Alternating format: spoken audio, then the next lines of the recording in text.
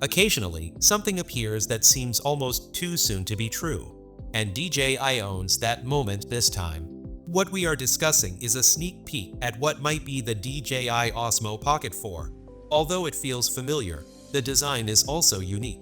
We discovered further information in addition to the picture, which is sufficient to start a discussion about the potential future of this small but potent camera series.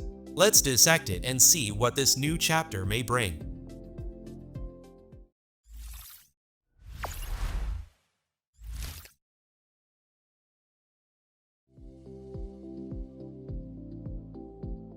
From the image, the Pocket 4 keeps that same vertical form factor. Honestly, we wouldn't want it any other way. It's what makes this camera so practical. You hold it in one hand, throw it in a jacket pocket, and you're ready to roll. But zoom in on the camera module, and you'll see something new.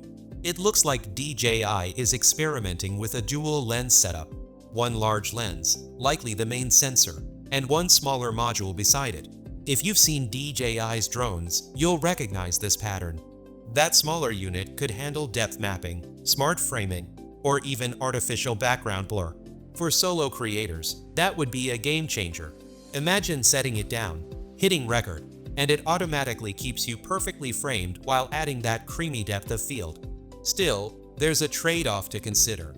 Pocket 3's strength was that one in sensor. If DJI shrinks it to make space for new tech, image quality in low light could take a hit. That's the balance DJI has to strike. Do they double down on cinematic quality or lean into smarter shooting tools?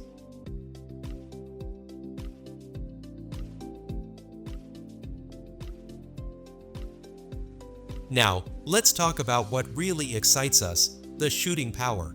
Early specs suggest 12 megapixels, 4K at 240 frames per second, and maybe even 8K 30 frames per second. That's a big if, but it wouldn't be out of reach.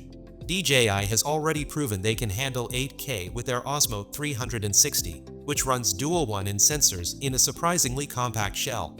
So, the tech is there. If Pocket 4 really does push toward 8K, the main question becomes, who is that for?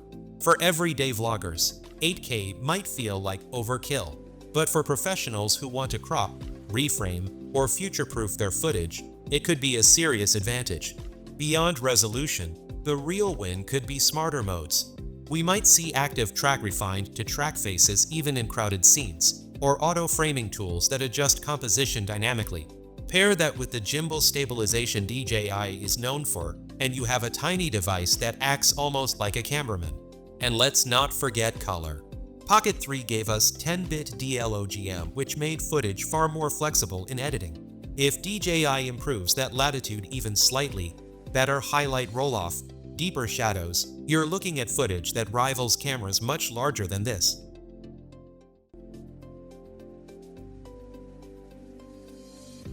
Specs are nice, but how does it fit into daily use?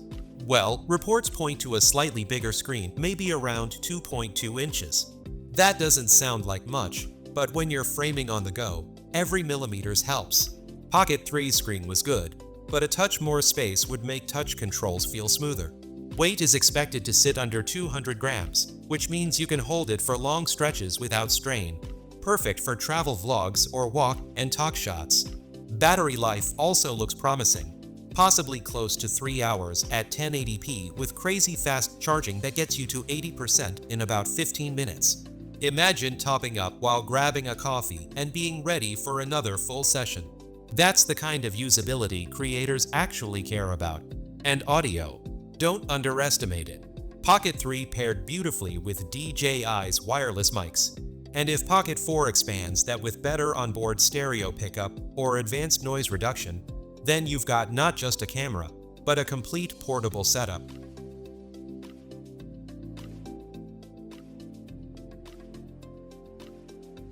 Now, about price. Pocket 3 started at $549, though tariffs later pushed it closer to $7 if Pocket 4 comes with dual sensors, maybe 8K, and a larger screen.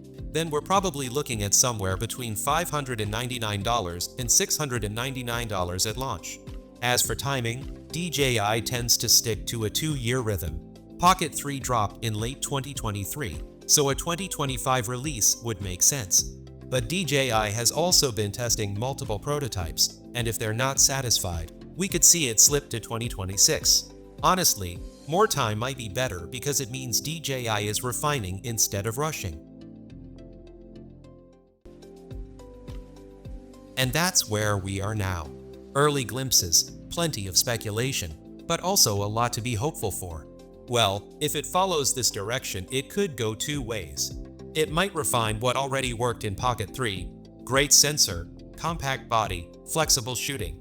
Or it might try to push boundaries with dual cameras, 8K, and smarter AI features. If you care about portability and simplicity, even a modest update will keep this line relevant. But if you're the type who wants your pocket camera to rival bigger rigs, then the key question is whether DJI keeps that one in sensor or takes a step back. What gives us confidence is DJI's history. They've rarely abandoned what made a product good. Each generation has added something meaningful, not just a gimmick. So, our expectation is that Pocket 4 will continue that balance. Smart, compact, and surprisingly capable. Thanks for watching. Share your thoughts in the comments. And if you found it helpful, give it a like and subscribe for more camera news and reviews.